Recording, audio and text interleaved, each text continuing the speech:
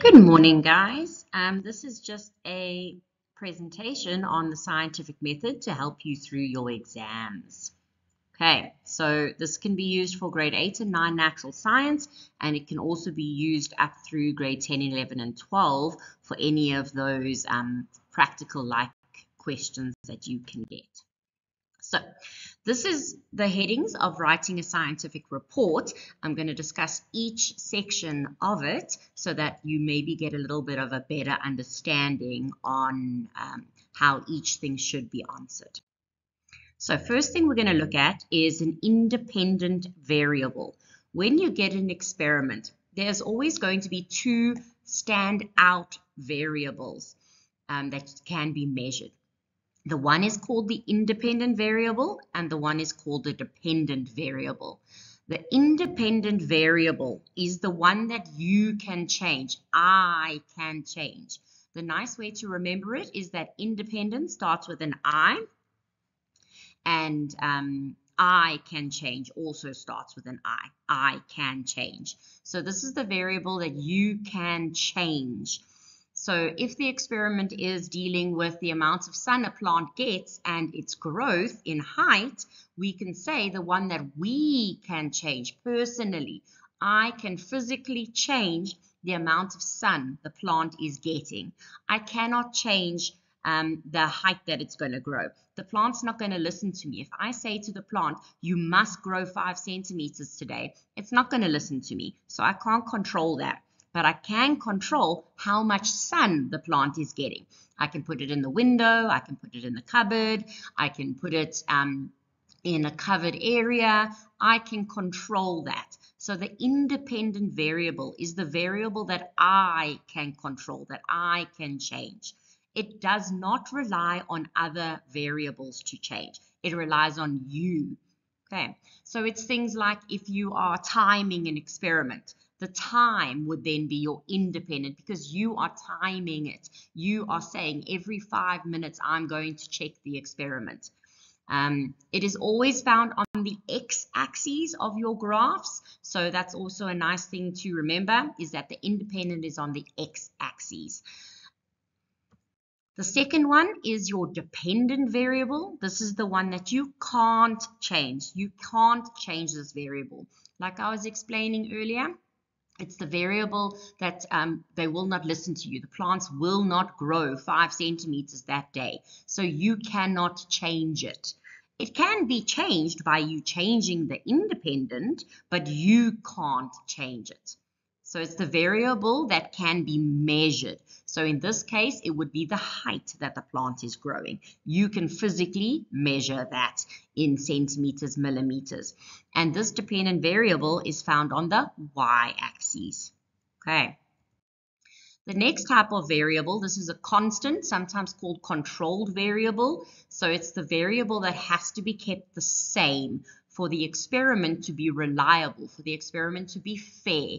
In science, experiments have to be reliable. We have to be able to rely on the results that we are getting. We cannot just expect it to be fair. So it has to be a fair test. You can't compare apples and bananas. So it has to be something that is kept the same so that the results are then reliable. So if you are doing an experiment where you are melting something, you have to use the same Bunsen burner because each Bunsen burner has different heat coming off of it, depending on which one you use. So you need to use the same Bunsen burner for it to be a fair test. If you are using the sun, for instance, you should then be doing the experiment on the same day because one day's sun is very different to another day's sun. So in that case, the same day would then be a nice control variable. In grade 8 and 9, you're more than welcome to use the equipment as controlled variables. So same Bunsen burner, maybe even the same beaker, or same sized beaker. It just depends on what experiment you're using. But in grade 10, 11, and 12, you cannot use the the equipment as your controlled variables. You can use things like the same thermometer, but you can't use same beaker as an example. You would then say same heat source or same amount of heat added to the experiment. That would be a controlled variable. But later on, when you start doing Newton's laws and things, the controlled variables are the variables that must be kept constant, that must then remain the same. So in an example here, we've got, if I want to see whether the sun has any effect on this amount of plant growth, which variable can I change, which variable can't I change, and which variable must be kept the same. So the variable that you can change is the amount of sun that the plant is getting. The one you can't control is the amount that the plant is growing. That's your dependent. And the things that have to be kept the same is the experiment must be done on the same day. When you measure the height of the plant, it must be measured at the same time of day.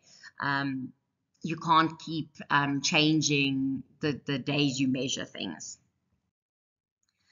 For an aim, we need to know what you are planning to do. Okay, so you need to tell us what the plan is, what you are planning to do in your experiment. And these are some ways to start for your aim. So when the question says, give an aim for this experiment, start with the phrases to test, to investigate, to find, to determine. You can't just say, what is this? That's not an aim. We want to know what you are planning to do. So to test, to see whether plants grow given heat, to investigate which plant grows the most when given the most heat, or to find which plant grows the best in different sunny environments. So to test, to find, to investigate, to determine, these are all phrases you need to use when you are doing an aim. It's what you are planning to do in the experiment before the experiment is done. The next one is an investigative question. An investigative question is a question that we hope our experiment will answer. Okay, we hope our experiment will answer, and it is a question. It must have a question mark. Both variables must be included, the dependent and the independent variable, and you must not be able to answer yes or no. If you can answer yes or no to your investigative question, it is wrong. So if you say, is there a relationship between the amount of sun a plant gets and its growth? That's not an investigative question. You've asked me is. I can answer yes or no. So it is not a proper investigative question. You have to be able to answer yes or not be able to answer yes or no. So a nice way to start it is, what is the relationship between? So what is the relationship between the amount of sun a plant is getting and its plant growth? Or you could say, what effect does? What effect does the sun have on plant growth? Question mark. Okay, so these are both nice ways of starting an investigative question. I always tell my kids to start with one of these two. It just depends on what you are experimenting. Then depends on which of these two phrases you use. You can use lots of other phrases, but these two seem to work the best. You can say what does is not so bad, but don't say is, because you can answer yes or no. So is there an effect between, I don't know, eating cake and ants? If you say yes or no, it's not an investigative question. Okay. Investigative questions for seniors. So if you are in grade 10, 11, and 12, your investigative question must contain the controlled variable, the one that must remain the same. So a nice experiment that we do in grade in 11 and 12 is your Newton's law. So we have force, mass, and acceleration. Those are three variables. One of them must remain the same for it to be a reliable experiment. So if you are throwing things off a balcony and you are seeing how the force is affecting that acceleration, then mass must be kept the same. So in your investigative question, you will then say, what effect does force have on acceleration while mass remains the same. So in senior grades, in investigative question, you have to talk about the one that is also remaining the same. But grade 8s and 9s, you don't have to worry about that. A hypothesis. A hypothesis is an educated guess. It's a guess that you hope that your experiment is going to answer. It must be educated. You can't say that the more sun a plant gets, the less it's going to grow. That is not an educated guess. You cannot just guess like that. It must be educated. We know that plants need sun to grow, so it must be an educated guess of what you expect is going to happen. It must always be a statement, never a question, and it must contain both variables. So they also then have to have sort of descriptive words like increase, decrease, more, less. So the more sun a plant gets, the more it's going to grow. The more you increase the amount of photosynthesis a plant does, the more it's going to grow. The more crumbs you leave lying around, the more ants you're going to get. Things like that. You've got to use those descriptive words, more, increase, decrease. There are lots of different relationships between them. So one can increase, one can decrease, one can increase, the other can increase, or they can both decrease. But a hypothesis is an educated guess on what you expect is going to happen. So in this example, the hotter the water, the less dishwashing liquid you will need to wash 50 dishes. The thing that I can control is the hot water. That would be my independent variable because I can control how hot water is getting, but I can't control how much dishwashing liquid I'm going to use according to that temperature. That's the manufacturing companies controlling that. I'm not controlling that. So I can control the hot water, but I can't control how much dishwashing liquid I'm going to use. So this is a hypothesis because educated guess means that the hotter the water, the less dishwashing liquid I'm going to need to use. For apparatus, it is a list of equipment, a list, not a paragraph.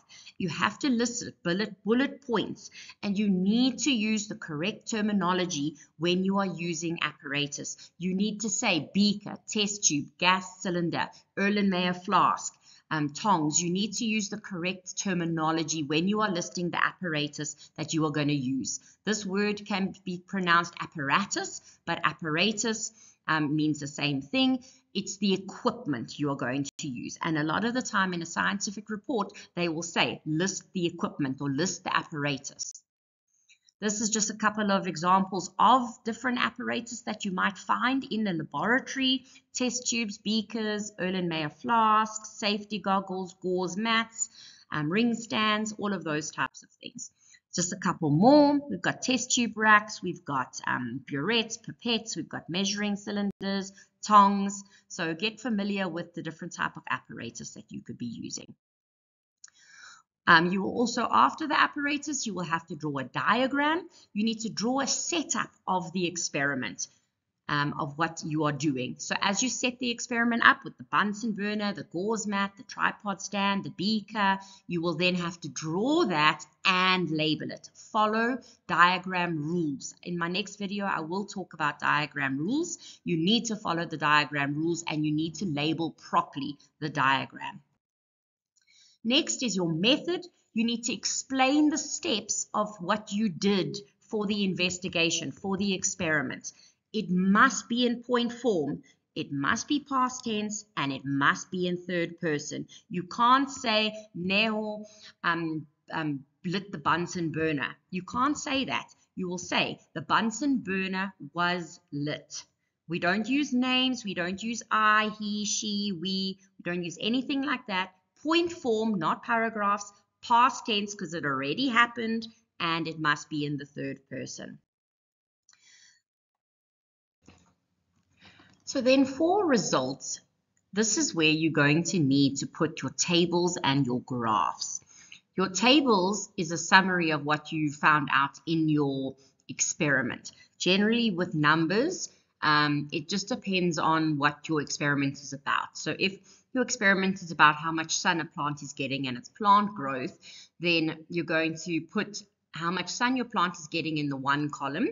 So it'll be full shade, medium sun, high sun, or it could be specific positions like top of table, under table, in cupboard, things like that.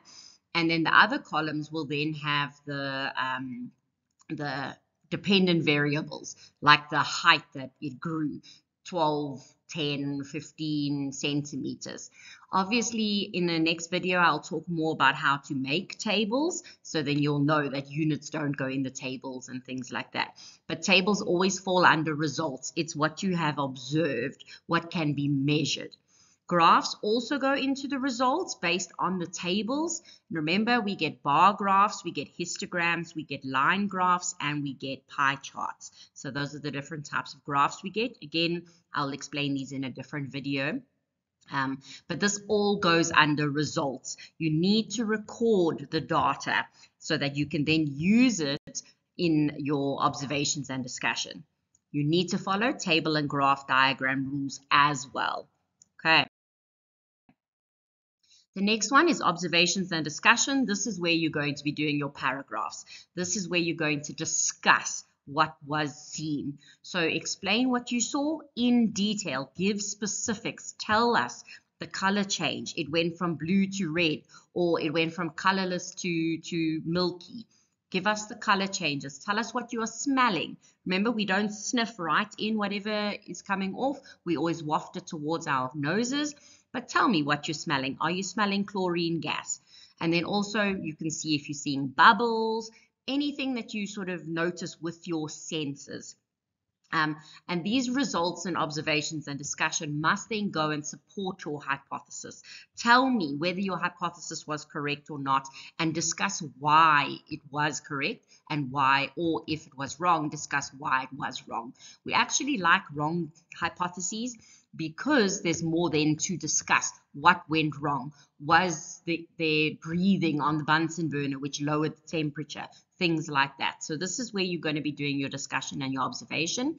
This is where you're going to write those paragraphs. And lastly is your conclusion. This is where you're going to restate and confirm your hypothesis, and you are going to have both variables included in your conclusion. Okay, no results is given, no discussions, no paragraphs, nothing like that. It's just a statement, 1 to 2 sentences, and it must contain both of your variables. So my hypothesis was proven correct because the plant that received the most sunlight grew the most. End of story. That is what a conclusion is. It's not English. There's no paragraphs, no discussion, nothing like that. 1 to 2 sentences, and you're just confirming your hypothesis. Thank you, guys. I hope this helped, and I'll see you next time.